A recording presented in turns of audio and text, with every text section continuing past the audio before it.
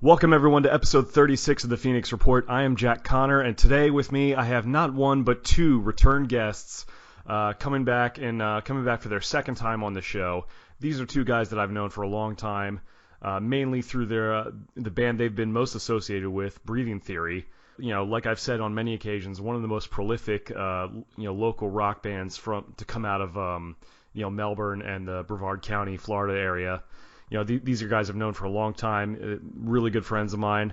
And as I had mentioned a while back, that their bass player Dave Marfitt, one of the earliest guests on the show here, he had to go away from the band for a little bit, had to drop off for a bit. But the big news recently in the world of Breathing Theory is that Dave is back on bass. And joining him is another, like I said, another two-time guest is their guitar player Collin Morrison.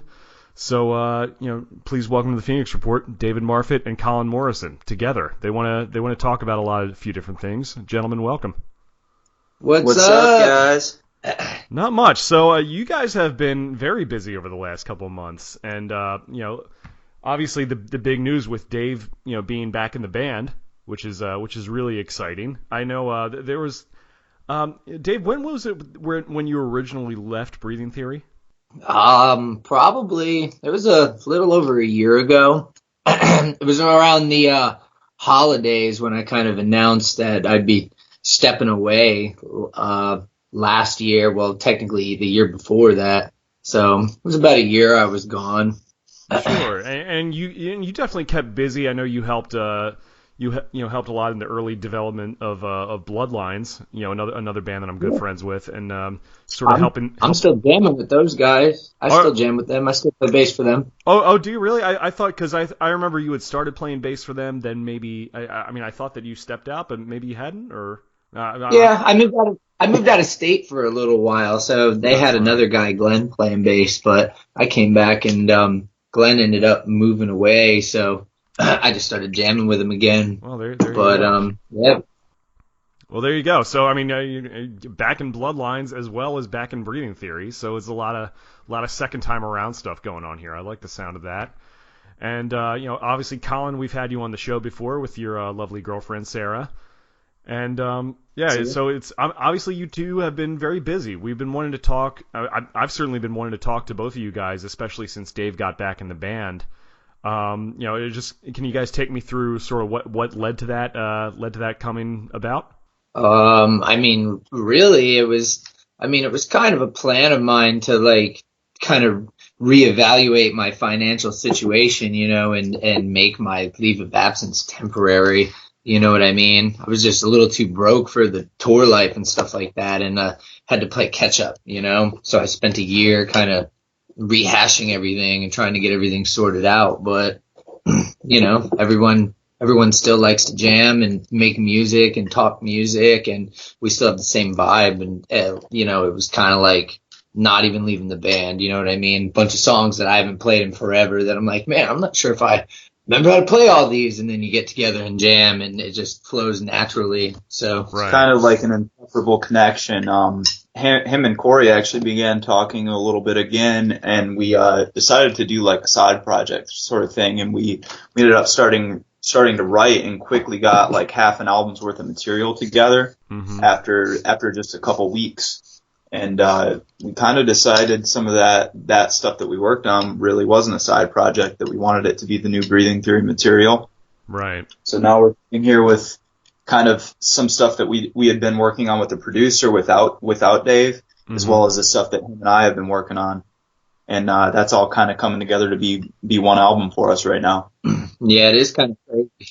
It was kind of like two different work projects going on almost within the same band, you know what I mean? They were going and working with Malcolm Springer, and I wasn't involved, and I wasn't in the band business or anything like that. And when I ended up going out and working with him one night because he was down in Florida and we only had a few days, Collin pretty much forced me to go out there. He's like, this is the last night Malcolm's going to be here. You got to meet him. You got to hang out. And I laid down a sweet bass line on a brand new track I had never heard.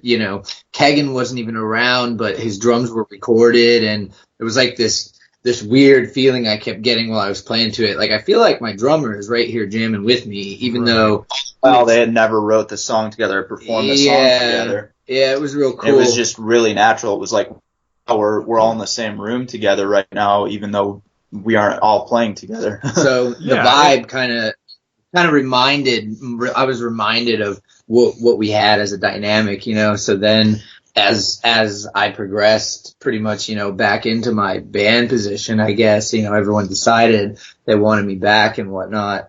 And now with the whole big album plan in our brains, we're just, you know, throwing out all the material like you have to create a good album. And there's so many different songs that so many different, you know, pairs of us or one individual has written, and, you know, it's kind of all over the place. But at the same time, what I think we realized is, you know, we are the band, we are Breathing Theory, and how we play things and how we write them and how we put them together, no matter what it kind of is and what it sounds like, it's still going to be us. Yeah. You know? It was a really weird process over through 2016 as we were working with the producer too. We didn't really have a permanent bass player for the time.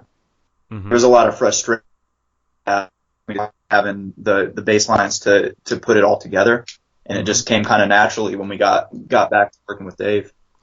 So you guys didn't have a permanent bass player while Dave was out? No, we didn't. We had a couple people filling in for a few tours at the time that we had worked with in the studio. Oh, okay. Well, I mean, yeah, it's funny how that works sometimes with, you know, like you guys mentioned, you know, the chemistry never really went away. And it was just, you know, it was one of those things where Dave was playing again, and you're just thinking, like, yeah, this feels right. And, you know, so why not? It makes perfect sense. Yeah, and the really cool thing about this album this time around, as compared to the Uprise EPs, we actually are kind of capturing the live band show with us, as opposed to like trying to sit down and track each individual instrument. When we did pre-production with this album, we all played it together, like Black Album style, kind of like Metallica. Yeah, everybody in the same room. So we're actually, this time around on this album, we're capturing what this band is about. Yeah, we even working in our studio that we have in our home over here. Mm-hmm. We started doing some of that as well, playing around with recording and, you know, kind of feeling the vibe. And, you know, we started multi-tracking, you know, like having Colin and I both plug in. I'm playing a bass track and he's playing guitar. And, you know, maybe he just needs to record his guitar part, but it just feels better and sounds better when your guys are jamming with you and you get those natural nuances and you get better takes and you get a better capture of the energy. You know, making music with your band is not just, you know, slapping something together and carry on with the next, you know, as a feeling, you know. It's kind of a lost thing, I think, nowadays. Sometimes a lot of people are really bring technology and, you know, sitting there at a computer to make music so much that they forget to actually sit there and make music with their band. Absolutely, and there's definitely something to be said for having that chemistry and, you know, being in the same room together and having that vibe, almost like, you know, how it is when you talk about playing live.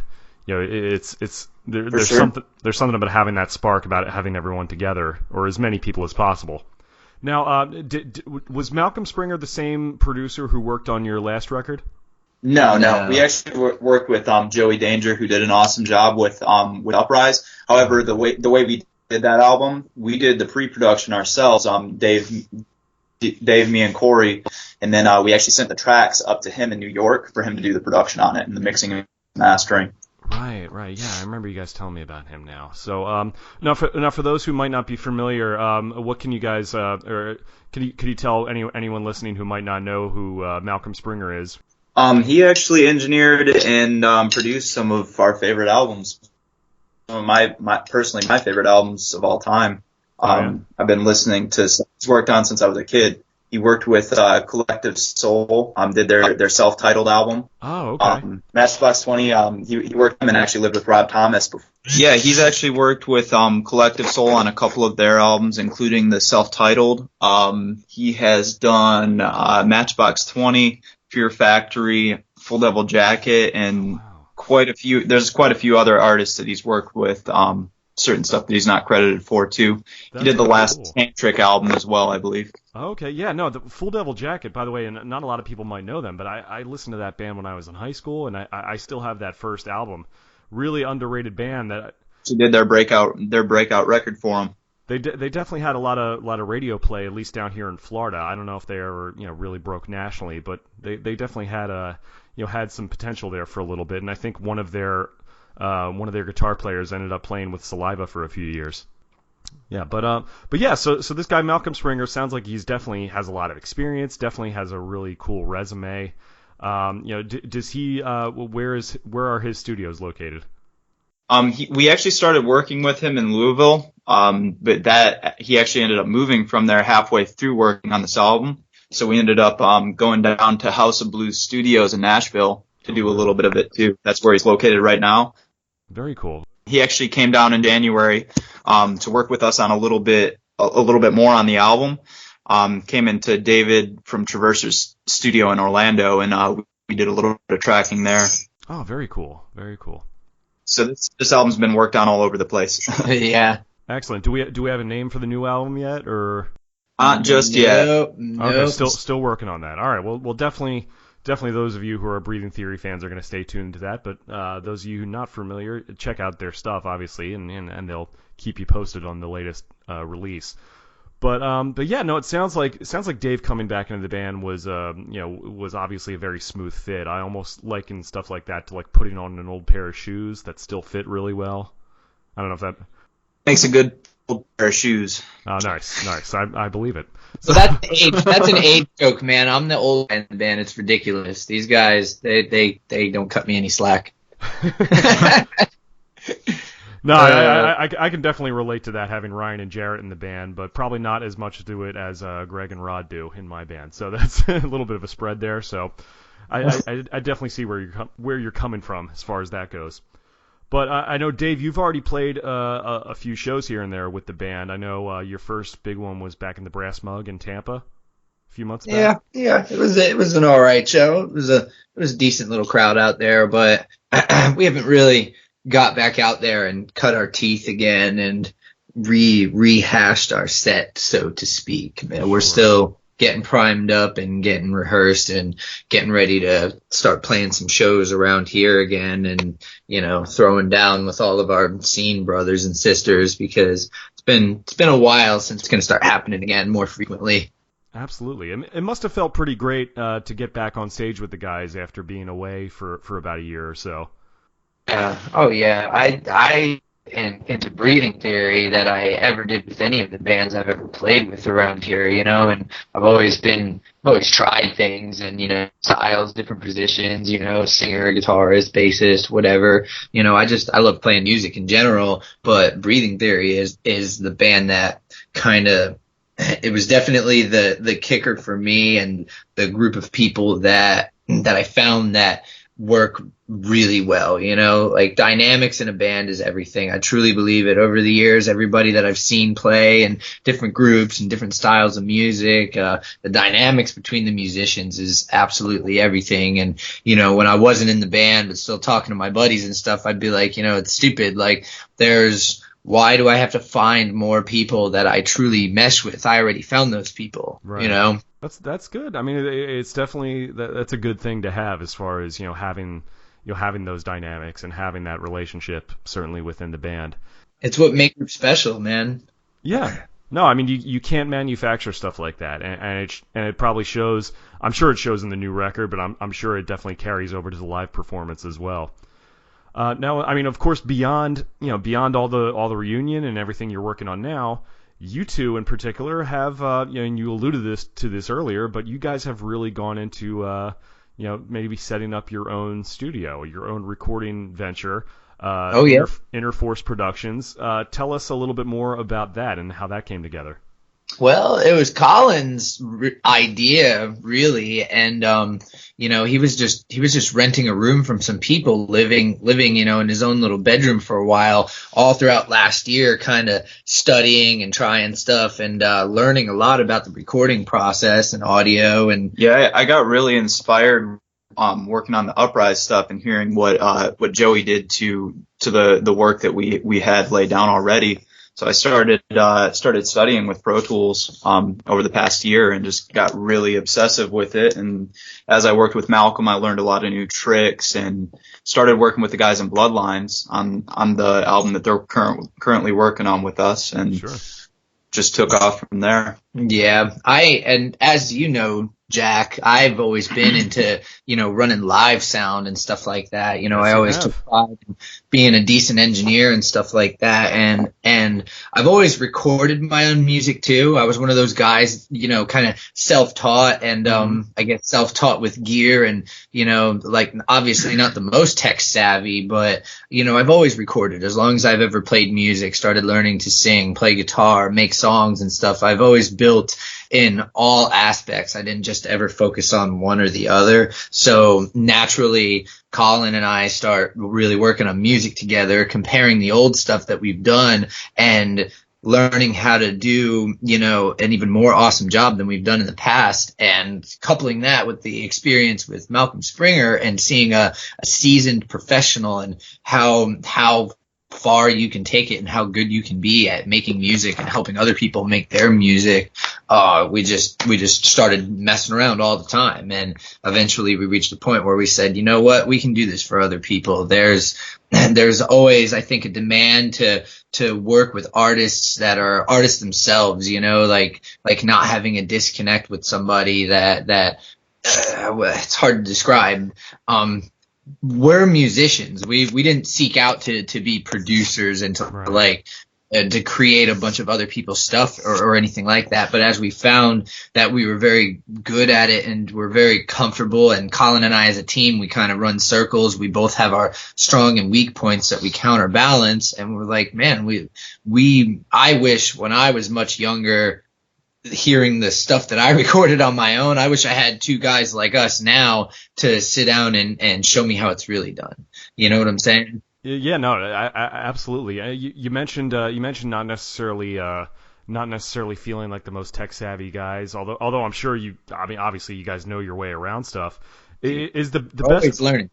Absolutely, and I'm curious about how you guys managed to learn a little bit more about the process. Was it more like trial and error, or did you go and research some stuff, or maybe take any classes or anything like that? YouTube's your best friend, man. Yeah, YouTube will teach you a lot, and depending on what you might find that you need to know about, or something that you take a keen interest on, you can dive in pretty far and learn a lot of stuff through the internet nowadays. Yeah, it's a blending of reading and studying, and then doing the hands-on part of it as well. Yeah, my live sound experience throughout the years, I was able to apply it very quickly. Like Collin kind of was teaching me how to mix and master stuff better, and I applied my knowledge from the past from quick running shows and stuff like that, and cleaning up bad noises on the fly, and I realized that it's all the same. You know what I mean? I can do this sitting here at home and take the time, because it's not live sound, and make things that sound really amazing.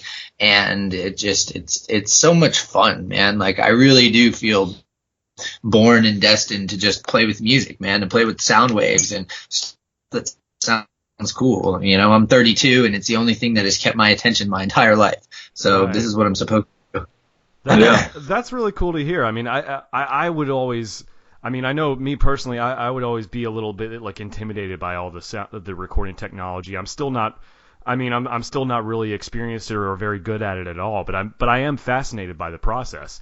I am, and it's because it definitely, on the outside it might look like something that might be painstaking or might be long or anything, but the fact that you guys are able to focus on that and able to play off each other and find that level of satisfaction in that, knowing you two guys as long as I have, it really doesn't surprise me at all.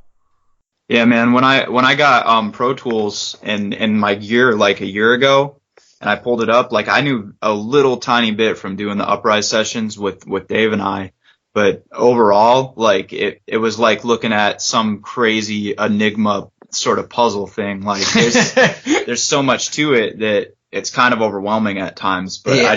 I had to power through it and study and go through trial and error all the time. Yeah. And now it's to where we're doing some of the production and some of the engineering on our record, as well as for some other people.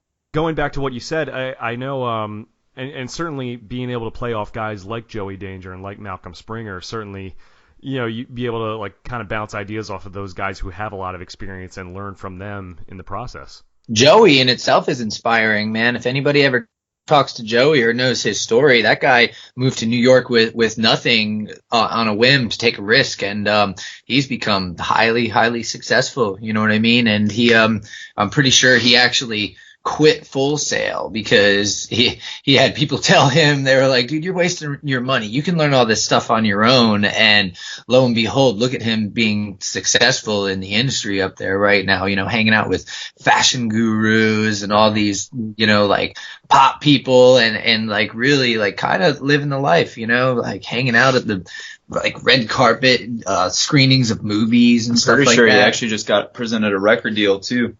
Yeah, he's doing well. So it's definitely almost like a pay it forward thing, working with him. And Joey's first thing he ever did actually was the first EP, the Parasite EP from Breathing Theory, before Collin and I were ever in the band or anything. Right. But he did that too, so he always worked with the band, and it's neat to see him succeed and to, know that it's possible and that, anybody can do it, and all you have to do is be determined and put your best foot forward and don't let things drag you down. This definitely sounds like a story of a guy taking a big risk, but, fortunately for him, it worked out, in his favor. Obviously that doesn't happen for everybody, but it's good to see a guy, who's managed to make the most of that sort of opportunity, and obviously that rubs off on you guys in what you're doing now. And I can definitely hear the passion in your voices when talking about it. Now I know, Kyle, you mentioned working with Bloodlines. I know you've worked with them for a while now. Have there been any other artists that you've been working on, or I should say that you've been working with lately that you guys can talk about yet? Yeah, we're kind of still collecting people and talking to potential clients.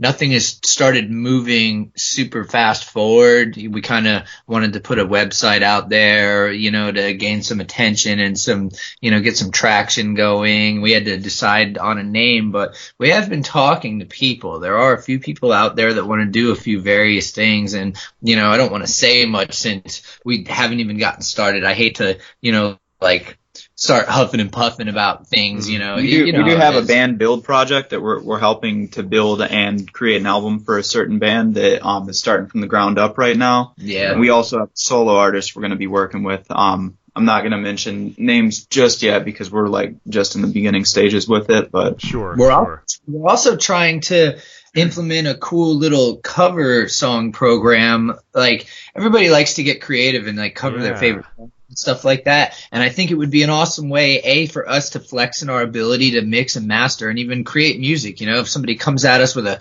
crazy pitch for a crazy version of a song that's completely different, we can do it. We can help them do that and, have some fun and hang out in the studio and record and jam and, have a good time. And then we've got some to put up, we could feature local friends and local musicians and, people that want to just do something random. You could have a guest guitar solo or guest vocal, just something for fun, something that we can start pushing from our page and to, attract attention for people to just come in and have a good time. Because I mean, not to say that I've hung out in like a bunch of studios or whatever, but I don't really feel like that's a thing that a lot of people do. You know what I'm saying? You have a recording studio. It is your business. It is your profession, and you need to make money off of it. But making music is supposed to be fun and enjoyable, and not every session should be, an intense, thoughtful process where you have to stay really focused and attuned to what this big vision is that you're trying to accomplish. Sometimes you want to have a good time.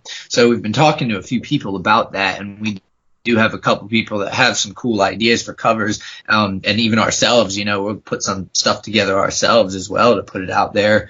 But, it keeps going back to the enjoyment of making music. It's a lot of fun. I personally, even when you're exhausted because you've been at your workstation all day and you've been jamming and messing with this and that and trying to put something together, it's very satisfying to listen to a finished product. I worked on something for hours and hours last night and was exhausted, fell asleep, woke up today. And even though that was blasting through my head over and over again, the first thing I did was press play today and go, man, that's really cool. And I listened to it halfway, and then Collin came in the room and I was like, hey, check out what I did. Start the whole thing over and listen to it all over again, you know? Yeah, for sure. I was going to mention that because I saw you guys post something on your social media about doing like a collaborative like cover or tribute projects and stuff like that, and that is just something that I know I would thoroughly enjoy. Me personally, talking about that. But obviously, it's probably not something you could release and make money off of, legally anyway. But it's definitely a passion project and something fun for people to do, and also a way to put out some content, maybe on online on a website, on YouTube or something to that effect. Have you guys thought about throwing in some visual, like some video elements of what you guys do as well? Well, yeah, actually, that's why we called it InterForce Productions and not, studios or anything like that. We didn't want to put, a specific, acute target on what it is that we might be doing. You know what I mean? Like if we say studios, people will expect, maybe this crazy, official place with a bunch of live rooms and stuff like that. We're in our home here, and we do have a nice big studio set up, and it's working really well, and it's not a problem. But we're visual as well. Collin and I have a lot of cool ideas as far as even like TV shows and doing soundtracks for movies and stuff. We have a big vision into the future, and we want to expand beyond just band music. You know what I mean? Like have music. Have you thought about like film scoring or something like that? Yeah, man. Listen, dude. I am obsessed with the Batman versus Superman soundtrack. That sounds Hans Zimmer and Junkie XL. So.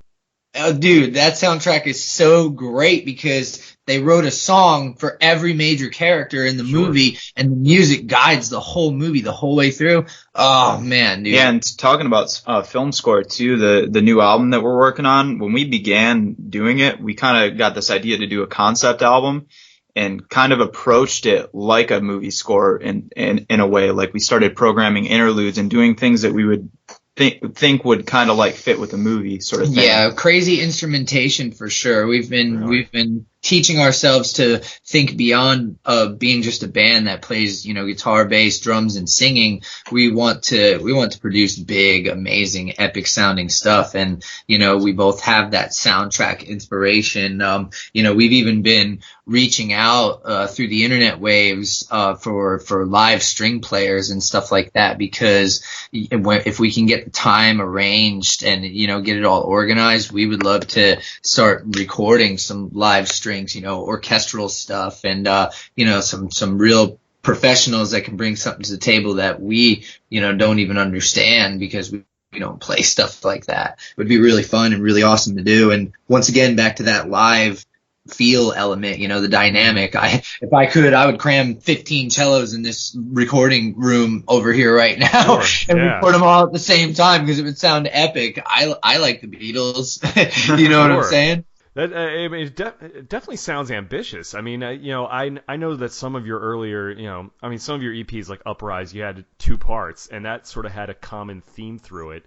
It sounds like you guys are even going further into that, and talking about a concept record. Is there anything that you can tell us about that yet, or is it like telling a particular story, or is just like a common theme throughout the songs? What can you guys tell us about that? We're definitely going for a theme with the album. I couldn't say exactly what it is just yet. Yeah, but there's definitely a theme happening. There's a feeling that we have within the band right now, and we have one song in particular that is really very out of the box.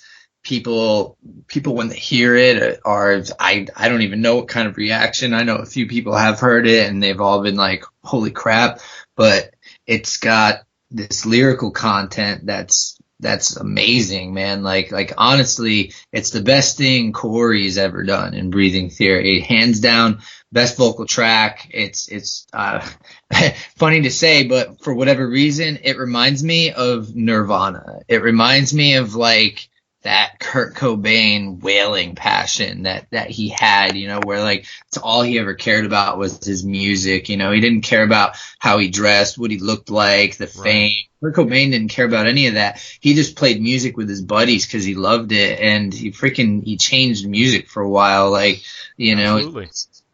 there's something that reminds me of that personally right now, and everybody kind of gets the feeling about it, and it's so great that you know, you want to listen to it over and over and over again, and it's so inspiring that it changed all of our viewpoints to how we want the band to sound and what sort of future we have, and to be inspiring, you know, to sing about stuff that people can really, really relate to. People can feel your feelings or make them feel their own feelings about something through their interpretation. And this song has it, man. It has the end makes you like take a breath for a second. And, you know, I know it's our own music, so it sounds like I'm being boastful or whatever, but this is one of the songs that I wasn't even around for the process of building. And it's like, I feel like it was written about me. And I feel the exact same way. Like, it's like this song is kind of like the story of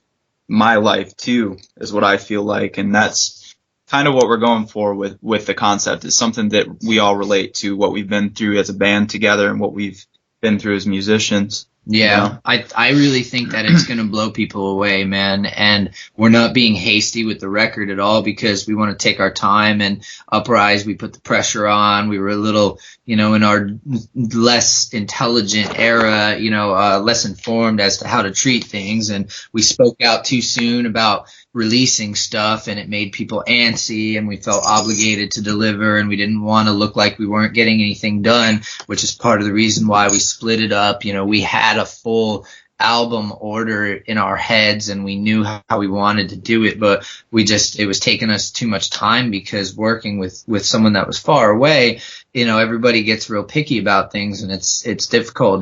We were hard on Joey to try and keep going when, you know, he just didn't have time sometimes to move as fast as we were demanding to do. And so we didn't want to make people wait. So we released the first half when they were done and good enough. And we did the second half. This time we're not putting a date. We are just trying to move as fast as we can, all while, I guess, the right decision on how we're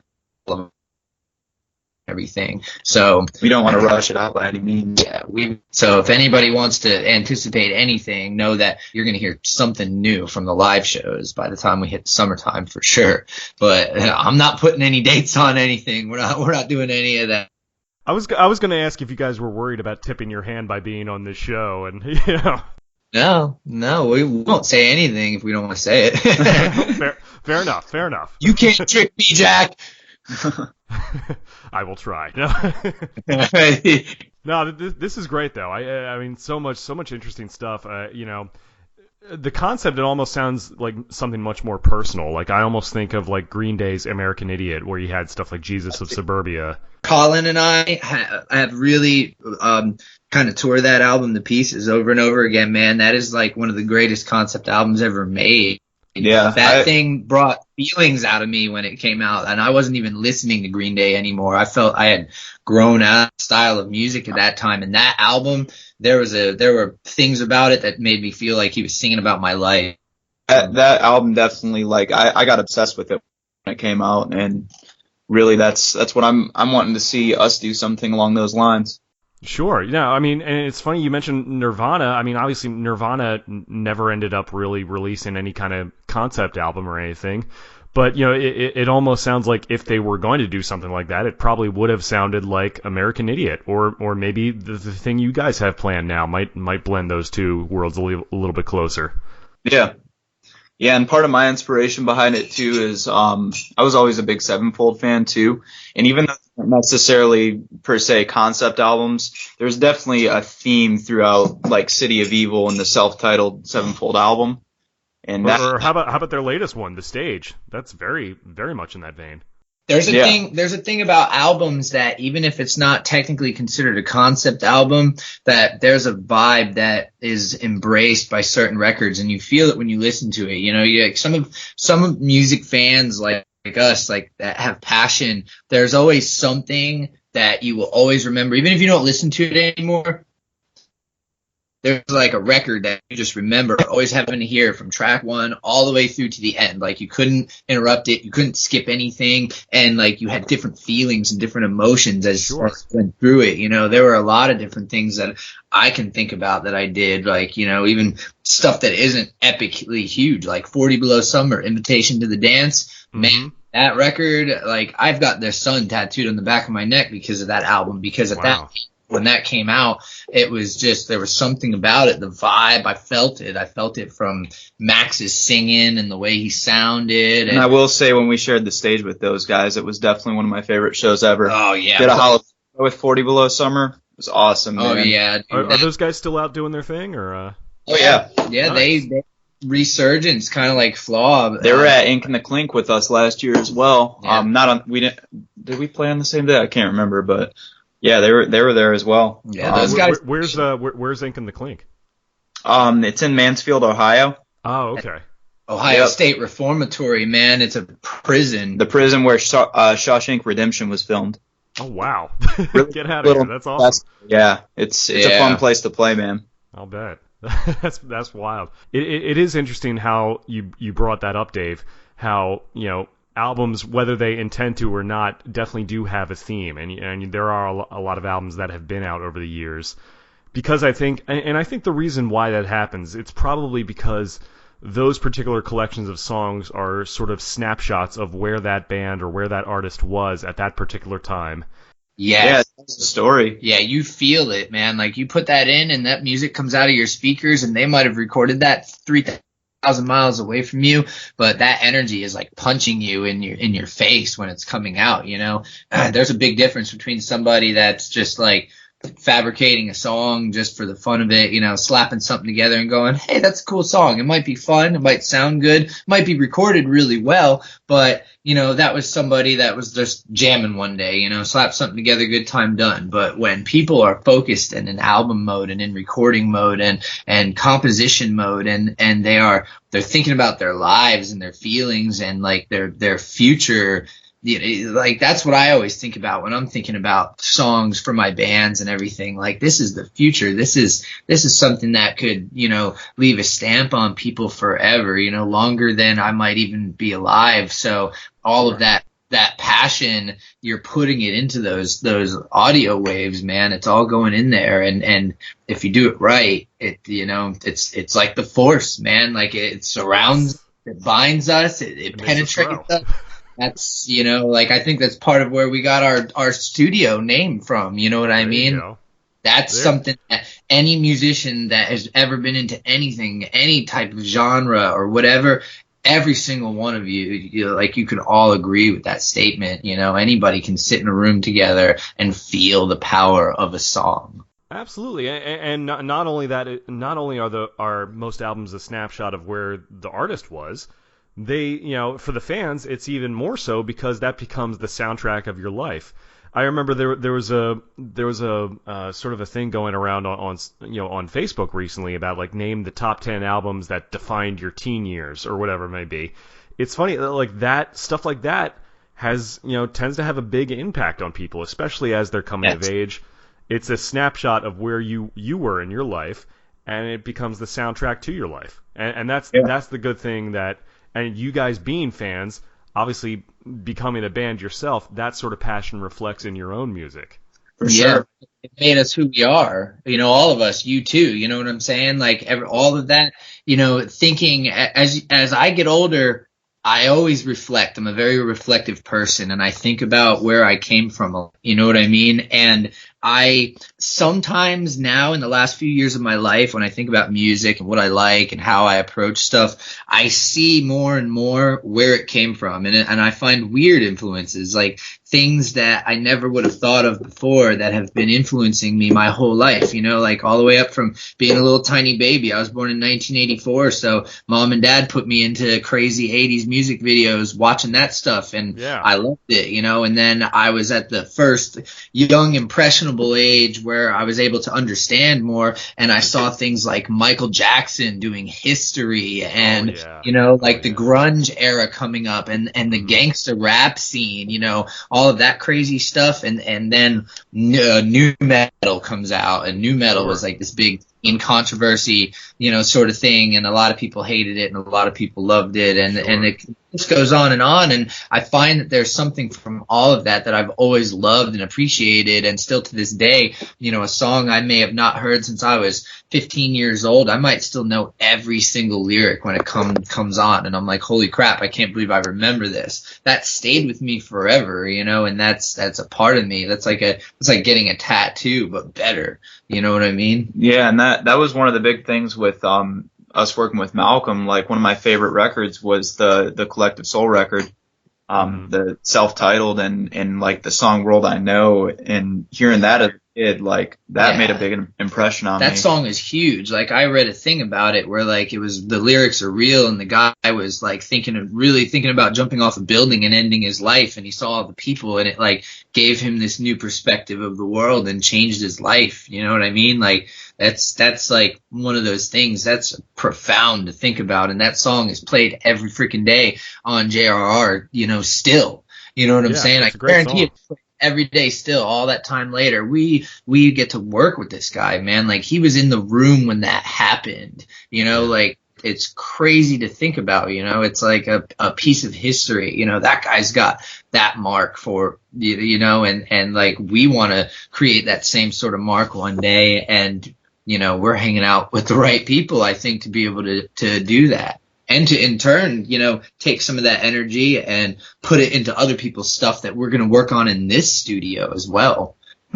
Absolutely. And, it's funny talking about this and hearing you guys say stuff like this. It makes me think, and I don't know if there's any truth to this, but it almost makes me think, like, with everything that's going on that has happened to the music business in the last 10, 15 years, with the money not being there, and with the digital revolution and how that affected everything, and how that's impacted, rock artists probably more than anyone else, for whatever reason, it almost makes me think, like, if there's any good that can come out of this, if there's any silver lining, it would be that the people making music are doing it because they are passionate about it, and because they really, really want to do it.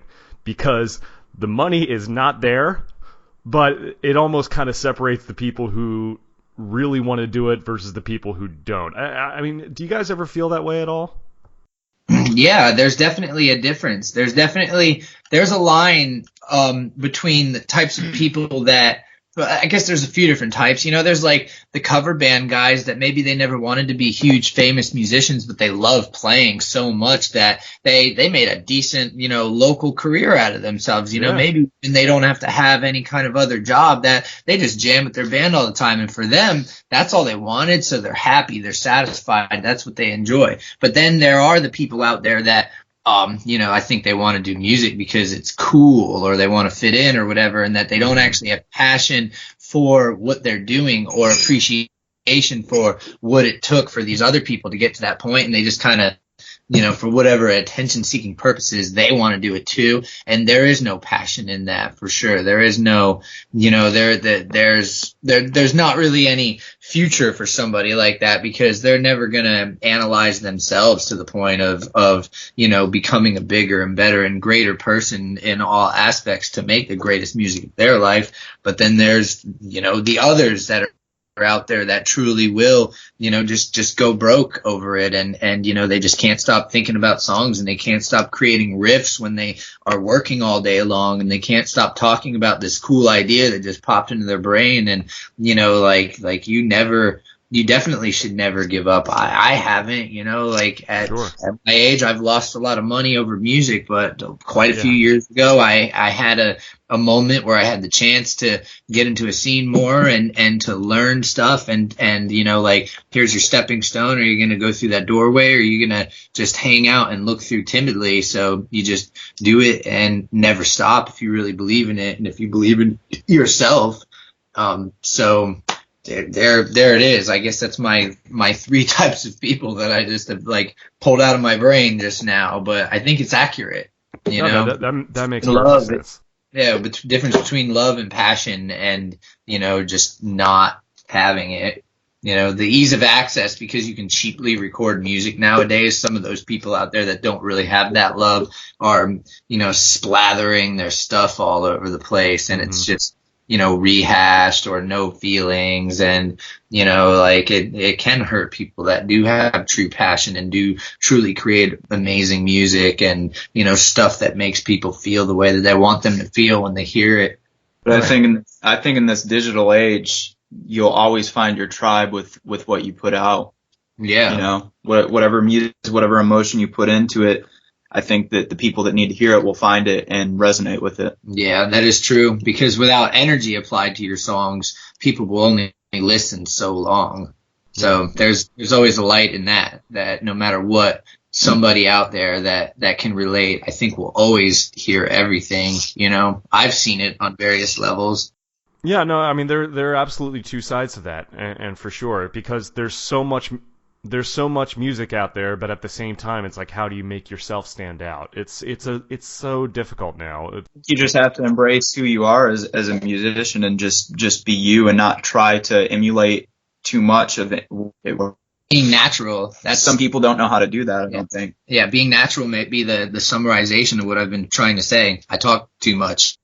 No, that's fine. Figure out what I mean, and I think that's maybe, like we say, about sacrificing money and time and whatever else. You're going to do it because it's what you do naturally, and it's you can't really fight it. Don't fight it. Don't resist it, and just go for it. And you're probably going to make something that's really, really sweet that anybody can really appreciate. Sure. No, absolutely. I think you guys hit the nail on the head. And I'm really looking forward to seeing what, not only what Breathing Theory does, but what InterForce does as well. Because it sounds like, you guys are, as passionate as anyone I've talked to in all the years I've been doing this, and it's certainly, and I'm excited for it. I'm really excited and happy for you guys to see that this is kind of coming true in a way, and I'm really anxious to see where it leads. For sure, man. Yeah, we're hoping to continually get more and more busy with this stuff.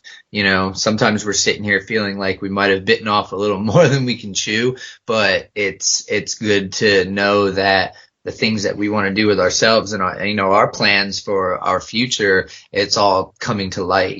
Things are working out, and perseverance will win the day, I guess. So once we start getting a lot of cool stuff put together and everything, we're going to really start, showing what we've been working on. And once again, another, don't put a date on something. Don't try to rush something out. We'll get there when we get there. And hopefully people will really get into it, and, they start coming to us more and more, trying to, do music and work on stuff with us.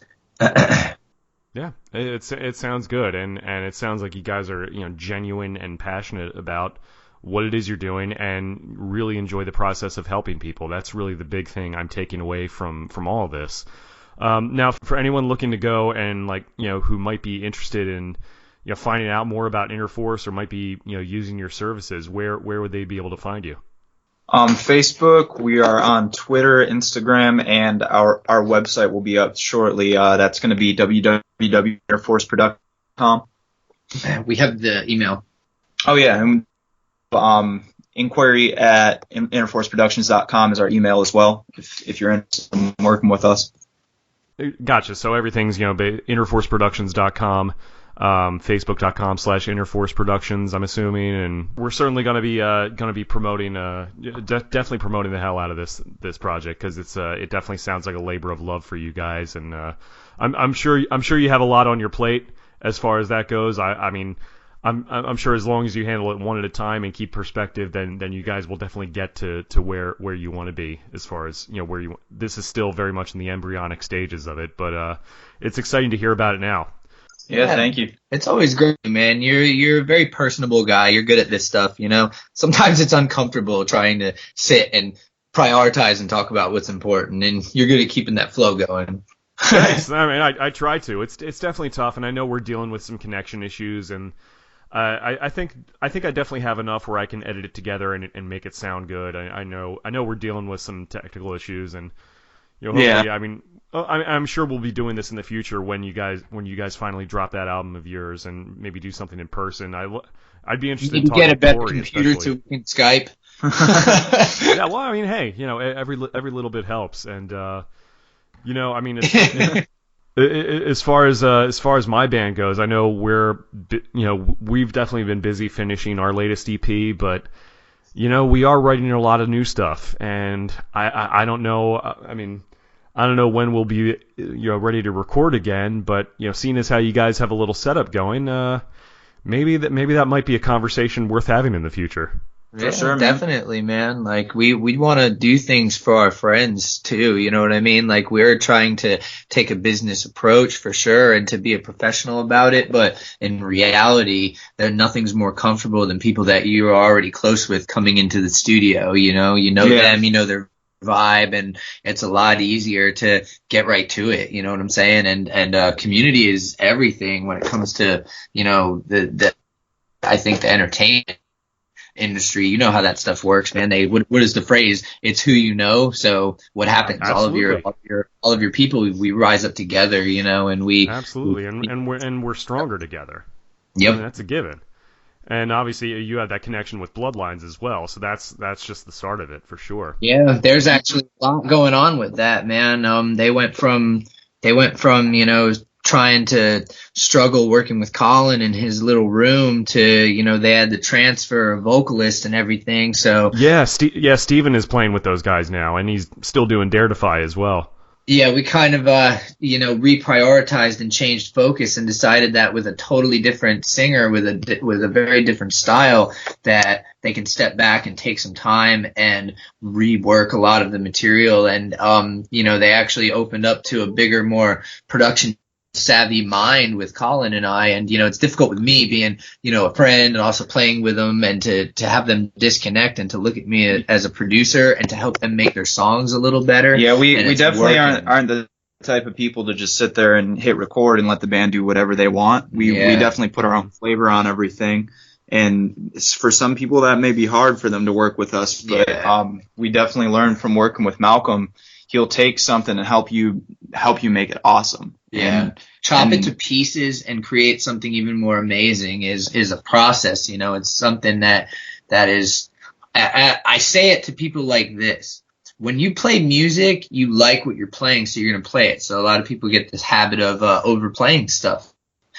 Yeah. You know what I mean? Like, don't play that riff 5 times in the song. Why would that be played 5 times in the song? That's a simple statement to make, but from the outside looking in, when somebody that isn't part of your band's process to say, hey, you're doing that too much, or hey, that part, that isn't right, and you should do something like that. It's hard for people to accept it. It's hard for people. I mean, it's like anything else. You got to have that fresh set of ears on there. Because obviously, being in the band, you're going to hear it a certain way. Yes. To get someone else's feedback on it, and yes. to have them be part of the process, someone who's kind of removed from it. Memories where bands are working with a producer, and the producer is hardcore, and he's like breaking people down and making them cry or making people get angry, people fight and stuff. Like emotions fly when it comes to creating these crazy albums and stuff like that. So for me, it's something that I'm very, I think, conscious of. You know what I mean? Like that people will come in with their music, and you always want to suggest something, but you never want. I couldn't imagine that horror story. You know what I mean? In the studio, why did that guy smash a guitar and then the other dude punched the other guy? Or whatever, I don't ever want to reach that. So I always think about hey, listen, don't take this the wrong way, but we're going to take your really good song and we're going to flip flop some things. We're going to make your really good song amazing. And it's I can't imagine you guys starting fights with your clients in the studio. That doesn't seem like it's you. not like that. But that's what I mean. I've seen it go down like that. I've watched those band documentaries and musicians fighting and everything else like that. Lars and Hetfield are one of the first examples of that. James Hetfield quit Metallica for a whole year. He was like, "Screw you guys, I am out." He was just gone. I've seen some kind of monster. I know that whole deal. So, and I understand where that stems from, the power and the energy of these people and doing their music and what it can turn into. But I think that there's always a positive way of utilizing that energy. And, we want to bring people in. That's why I brought it up with Bloodlines, because they're very, very tight with what they do and how they do it. And, kind of write things a certain way and stick to it, which is good. It's good to be practiced, and it's good to repetition to burn stuff in. But when people practice to their stuff over and over again, and then you sit down and say, hey, I don't like it, and we're going to fix this. I did a session with them where I had all the guys in here, and I was like, listen, you got to trust me. This is going to take some time.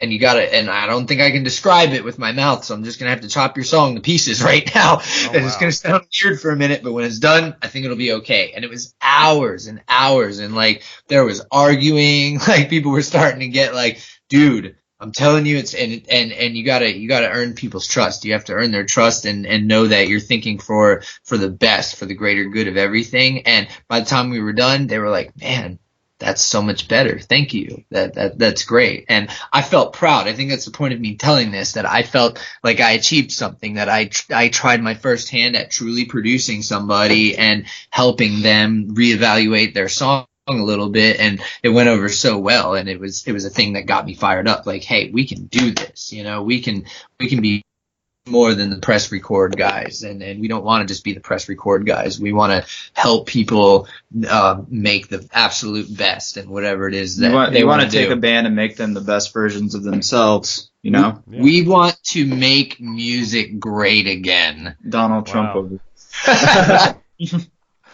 But no, now you guys are doing this out of your new house, right? You guys are living together at the moment. Yep. Yeah. Now, are Sarah and Olivia there with you guys, during this whole process, or how does that work? Sometimes, yeah. Yeah, it's we hide ourselves in the studio, lock the door, hide out. I was about to say, and they're okay with all these crazy musicians coming in and out of the house? It's what's got to be done, man. It was the purpose of us getting a nice place together and stuff like that. We do too many things, and we have too many ideas, and we can't be working separately all the time and trying to push forward with songs and writing and production and everything else. We were like, well, I guess we got to get a place together. We need a studio. We got to get all of our gear and collectively put it in one place and set it up and start working. It was a goal that was set, and we achieved it. That sounds like a sitcom, the four of you in the house together while the recording studio is happening. Yeah, it's pretty much what it's like. Yeah, it's pretty insane, and there will probably be an Adult Swim television show about it one day. We got to get Chuck Lorre or someone on the phone, I'm telling you. All right. Yeah. Anyways, guys, this is great. Honestly, I thought we were going to even cut off 10 minutes ago, but I'm definitely keeping all this because this is really great stuff. Oh, cool. I didn't know you were still recording. Oh, yeah. No, for sure. That's why I'll just keep going. Yeah. Thank you so much to Dave and Colin from Breathing Theory and InterForce Productions. Those guys are always great to talk to. They have just so much stuff going on, and they speak so passionately about music and about what they're doing, and I find that really refreshing to see guys who are so open about being such crazy music fans in addition to being musicians and producers and everything else they do. They really haven't lost that sense of excitement and fandom and enthusiasm, and I love to see that. There are too many people who are jaded about whatever it is they're doing, and those guys are not that at all. So I definitely look forward to hearing what they do with Breathing Theory and InterForce Productions and Bloodlines, which I didn't even know Dave was back in Bloodlines. He also plays in that band in addition to Breathing Theory. So lots of stuff going on from David Marfitt and Collin Morrison. And there's a lot of stuff going on with Vertebreaker as well. As far as our upcoming events, our next show is Friday, March 31st at The Haven in Winter Park, Florida, which is just outside of Orlando. We will be there for WrestleMania weekend. Yes, wrestling fans from all over the world will be descending on Orlando the weekend of WrestleMania 33. And, we are part of a really cool event with Micro Championship Wrestling at The Haven. It's going to be a really interesting night. We are going to be there with Kill the Sound, Arakara, and Armada providing some music, along with all the action you can expect from Micro Championship Wrestling. So it's going to be a really interesting night. And later on in the month of April, I will actually be doing a solo acoustic show on Thursday, April 20th, at the Copper Rocket Pub in Maitland, which is also in the Orlando area. Joining me will be Alan Gilbert of Stereotype, Aisha Marie of Beer Can Betty and the Tall Boys, and Danny Carrero. So it should be a really great night of acoustic original music that I'll be a part of, and who knows, maybe I'll try and get some of the guys from the band to show up if they want. And then later on, we will be going back to the Haven on Friday, May 19th, as part of a Night of Mayhem, hosted by Haute Diva Enterprises. And we will be there along with Burning Fair Verona, Dark Summer from Tampa, In the After, Electric Shine, and Who Was I? Who Was I are great friends of ours. So that should be a really fun night. And then later on in the summer, we have something scheduled for Saturday, July 1st at Space Coast Harley Davidson, which we were there for Black Saturday Fest back in November. But this time we were going to be there opening up for Saliva. Man, yes, the Saliva. So, I am really excited about that. Probably the biggest band we have opened for to date. I've been a huge fan of Saliva's ever since I was in high school when they broke on the scene in the early 2000s. So really an honor to be opening up for a band like Saliva that has done so much. And there are going to be several other great bands there as well, including 21 to Burn, Bleeding in Stereo, Days to Come, who are good friends of ours from Albany, Georgia, Oblivious Signal, Osara, Redneck Messiah, and Sunshine and Bullets, who I go back with those guys many, many years, even before Vertebreaker. So that's going to be a really great day of music. Should be an all-day event, open up to all ages. I'm not sure exactly what the prices are to get in, but I'm sure it's going to be worth it because we're playing there, all those great bands, and opening them up for Saliva. Can't get much better than that. So that is it for this episode of the Phoenix Report. Make sure you check out my guests at breathingtheory.com and InterForceProductions.com. That website isn't actually up yet, but I'm sure it will be soon, so stick around for that. And make sure you follow me on Twitter at JackXConnor. Like me on Facebook at facebook.com/JackConnorMusic. Also, feel free to check out my band at www.vertebreaker.net. And as always, if you have any questions, comments, or suggestions, make sure you email me at jackconnorpodcast@gmail.com or tweet me with the hashtag Phoenix Report. If you're listening to this on YouTube or iTunes, make sure you subscribe, leave a comment, and go back and listen to all the other episodes. Thank you guys very much for listening. This has been the Phoenix Report. I'm Jack Connor. We'll see you later.